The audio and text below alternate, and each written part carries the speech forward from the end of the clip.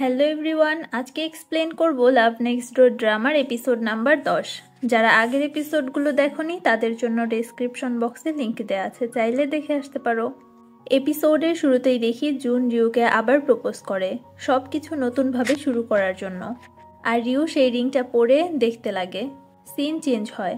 সিয়ংহো তার বাসায় যাওয়ার সময় রাস্তায় রিউকে দেখতে পায়। এরপর তারা একটা প্লেগ্রাউন্ডে বসে। সিয়ংহো তাকে কিছু বলার আগে রিউ বলে দেয় আজ তাকে জুন প্রপোজ করেছে। এতে সিয়ংহো বলে ও কি পাগল নাকি, সবকিছু শেষ হয়ে গিয়েছে আর এখন অনেক দেরিও হয়ে গিয়েছে, তাহলে ও আবার এইসব কেন করছে। রিউ বলে আর যদি দেরি না হয়ে থাকে, আজ যখন জুন আমায় প্রপোজ করেছে আমার মনে হচ্ছিল এখনো দেরি হয়নি। জুন যখনই আমার আশেপাশে থাকে ওর সাথে কাটানো সবকিছু আমার মনে পড়তে লাগে। সিয়ংহো বলে আমি পাশে আছি তবুও। রিউ বলে হ্যাঁ। সিয়ংহো বলে আমি আমার ফিলিংস তোমাকে বলেছি এরপরেও। রিউ বলে হ্যাঁ। সিয়ংহো বলে তাহলে কি এই জন্যই কাল তুমি আমায় ছেড়ে জুনের সাথে হসপিটাল গিয়েছিলে। রিউ হ্যাঁ বলে, আর বলে হয়তো আমি ওর উপর ডিপেন্ডেন্ট থাকতে চাই। সিয়ংহো বলে তুমি কি আমার উপর ডিপেন্ডেন্ট হতে পারো না। রিউ বলে আমার কাছে তুমি এখনও সেই ছোটবেলার একটা ফ্রেন্ডের মতোই, যে উঁচু থেকে ভয় পেত আর যার সাথে আমি আইসক্রিম শেয়ার করতাম। আর হয়তো তুমিও আমায় পছন্দ করো না, আমরা ছোট থেকে একসাথে ছিলাম, তাই হয়তো তুমি আমার সাথে থাকতে চাও।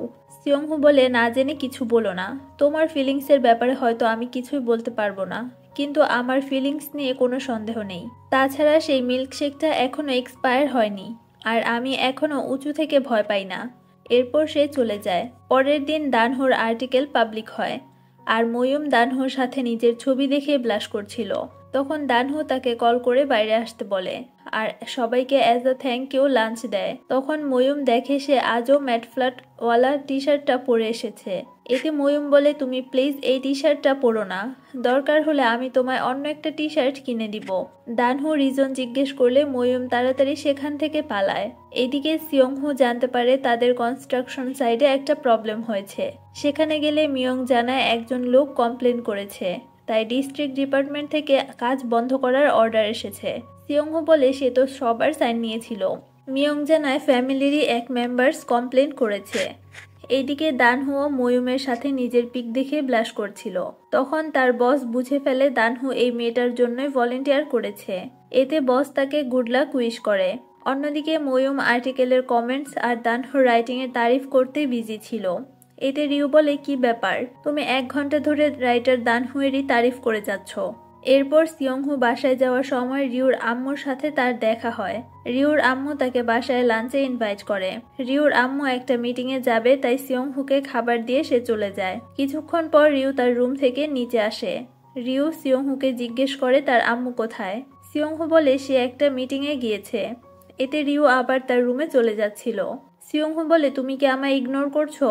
রিউ বলে না এমন কিছুই না, আমি কিছু খাওয়ার জন্য এসেছিলাম, তাছাড়া তুমি সেই মিল্কশেকটা ফেলে দিও। এটা শুনে সিয়ংহুরও খারাপ লাগে। রিউ বলে আমি অ্যাডভান্স তোমার অ্যান্সার দিয়ে দিলাম, কারণ তুমি আমার জন্য একটা ভালো ফ্রেন্ডের থেকে বেশি কিছুই না। সিয়ংহু বলে তুমি কি এই ব্যাপারে আর একবার ভাবতে পারবে না। রিউ ডিরেক্ট না করে দেয়, বলে হয়তো কিছুদিন অকওয়ার্ড লাগবে, কিন্তু আমাদের ফ্রেন্ডশিপ কখনোই নষ্ট হবে না। সিয়ংহো বলে আর ফ্রেন্ডশিপ এমন কিছুই নেই। রিউ তার রুমে চলে আসে। তখন পাস্টের একটা সিন দেখানো হয় যখন রিউ সার্জারির সাকসেস হয় আর জুন সবসময় তার পাশেই থাকতো। এতে রিউও অনেক হ্যাপি ছিল। পুরোপুরি সুস্থ হলে রিউ আবার অফিস জয়েন করে আর আবার স্ট্রেস নিতে লাগে। তাছাড়া তার টিম মেম্বার্সরা মিথ্যা বলে সব কাজ তাকে দিয়েই করাতো। একসময় রিউ কাজ ছেড়ে দেয় আর চুপচাপ বাসায় পড়ে থাকতো।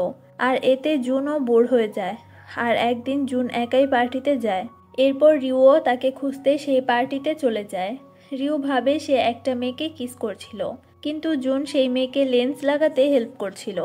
আর এইভাবে পার্টিতে যাওয়ার কারণে জুনও রেগে যায় আর সে রিউকে খারাপ ভালো অনেক কথা শুনিয়ে দেয়। এর জন্য রিউ বিয়েটাও ভেঙে দেয়। এরপর জুন যখন তাকে আবার প্রপোজ করেছিল, রিউ বলেছিল আমাদের রিলেশন ঠিক হতে পারবে না। জুন তাকে সরি বলে ওই দিনের জন্য। রিউ বলে তুমি তোমার বেস্ট ট্রাই করেছো, আর আমার ক্যান্সার যে কোনো সময় ব্যাক আসতে পারে, তাই আমি সব সময় টেনশনেই থাকবো। হয়তো 5 বছর একদম সুস্থ থাকবো, আবার হঠাৎই কিছু হয়ে যেতে পারে, তাই আমি আর কাউকে চাই না। আমি একাই আমার ড্রিম নিয়ে থাকতে চাই। আর সে জুনের প্রপোজালও রিজেক্ট করে দেয়। মানে সে সিয়ংহুকেও এই জন্যই দূর করে দেয় যেন পরে কারো কষ্ট না হয়। পরের দিন ইউন্দুর বেবি সিটার আসে না, আর দানহুকেও কাজে যেতে হবে।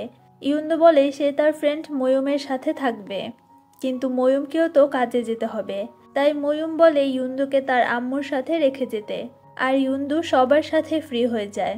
অন্যদিকে সিয়ংহুও তার কনস্ট্রাকশনের প্রবলেম সলভ করে ফেলে, কিন্তু বেশি প্রেশার নেওয়ার কারণে সে অজ্ঞান হয়ে পড়ে যায়। যখন তার চোখ খুলে সে তার বাসায় ছিল, আর রিউকে তার সামনে বসা দেখতে পায়। সিয়ংহু বলে, এটা কি সত্যি তুমি? আর আমি যখনই সিক হই তুমি কেন আমার পাশে থাকো? এরপর সে আবার ঘুমিয়ে যায়। অন্যদিকে ময়ূম এসে দেখে ইউন্দু তার রুমে ঘুমাচ্ছে। তখন ময়ূম তাকে দেখতেই লাগে। কিছুক্ষণ পর দানহু আসে ইউন্দুকে নিতে। তখন ময়ূম বলে, ইউন্দু অনেক বেশি কিউট, যদি সে আমার মেয়ে হতো। এটা বলে সে আবার এম্বারেসড ফিল করে। এইদিকে সিয়ংহুর ঘুম ভাঙলে সে রিউকে তার বিছানায় ঘুমাতে দেখে। সিয়ংহু তাকে ঢেকে দিতে লাগে, কিন্তু রিউর ঘুম ভেঙে যায়।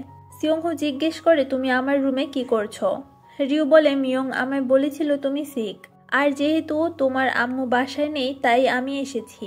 আর তুমি সিক, আমায় কল করলেই পারতে।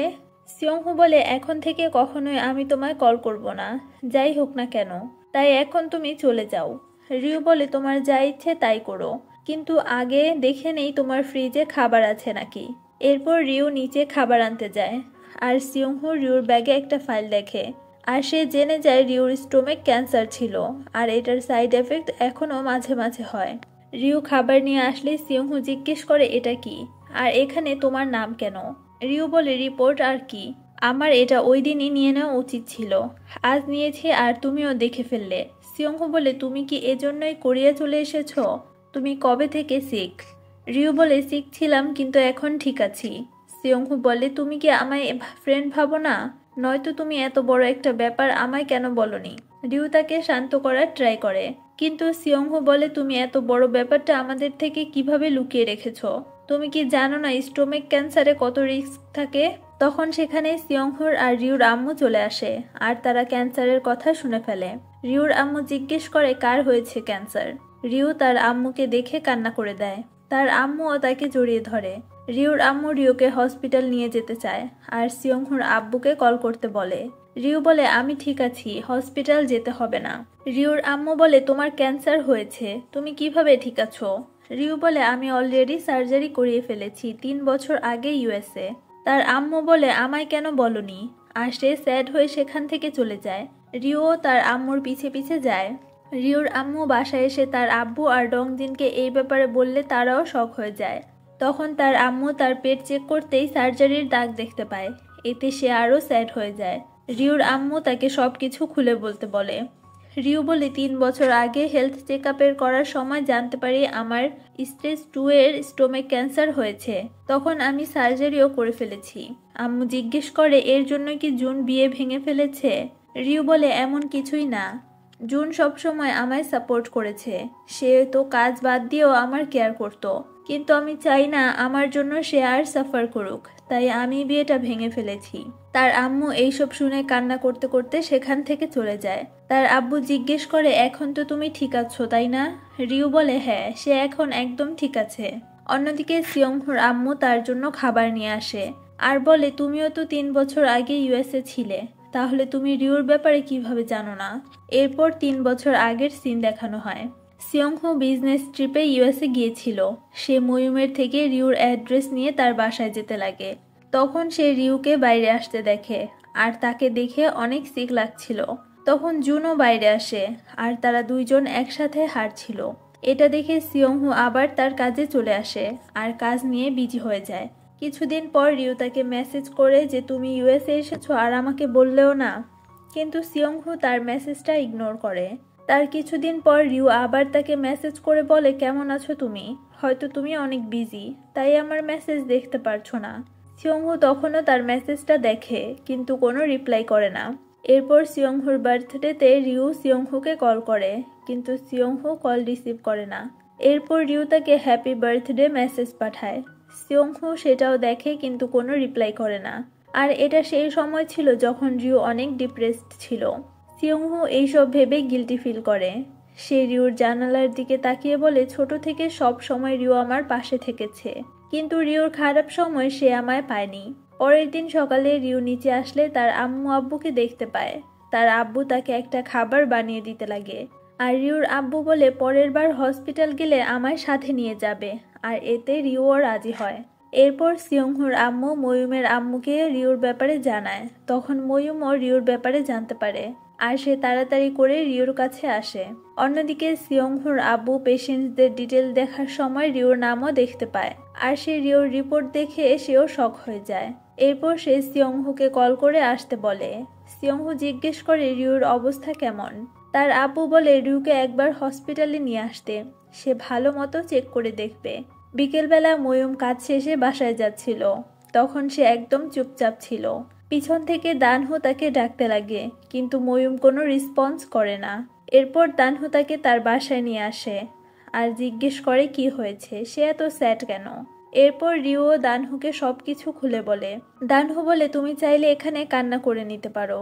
দানহু বলে, তুমি চাইলে এখানে কান্না করে মন হালকা করে নিতে পারো। এরপর রিউর সাথে ভালো টাইম স্পেন্ড করো, সব সময় তাকে সাপোর্ট দিও, কারণ সে মরতে মরতে বেঁচে এসেছে আমার ইউন্দুর মতো। ময়ূম জিজ্ঞেস করে ইউন্দুর কি হয়েছিল। দানহু বলে 2 বছর আগের কথা, একটা নাম্বার থেকে অনেকবার কল এসেছিল। এরপর কাজ শেষ করে আবার সেই নাম্বারে কল করে জানতে পারি আমার ওয়াইফ আর মেয়ের অ্যাক্সিডেন্ট হয়েছে। সেই অ্যাক্সিডেন্টে আমার ওয়াইফ মারা যায়, কিন্তু ইউন্দুর অনেক বড় একটা সার্জারি হয় আর সে কোনো মতো বেঁচে যায়। এতে দানহুর চোখেও পানি চলে আসে, আর ময়ূম দানহুকে কিস করে ফেলে। তখন সে বুঝতে পারে সে কি করেছে আর তাড়াতাড়ি সেখান থেকে পালায়। এতে দানহুও শক হয়ে যায়। আর এই এপিসোডটা এখানেই শেষ হয়। এক্সপ্লেনেশন ভালো লাগলে অবশ্যই ভিডিওতে একটা লাইক করে দিও। চ্যানেলে নতুন হলে সাবস্ক্রাইব করে পাশে থাকার অনুরোধ রইল। দেখা হচ্ছে নতুন কোনো ভিডিও নিয়ে, ততক্ষণ ভালো থাকো। আল্লাহ হাফিজ।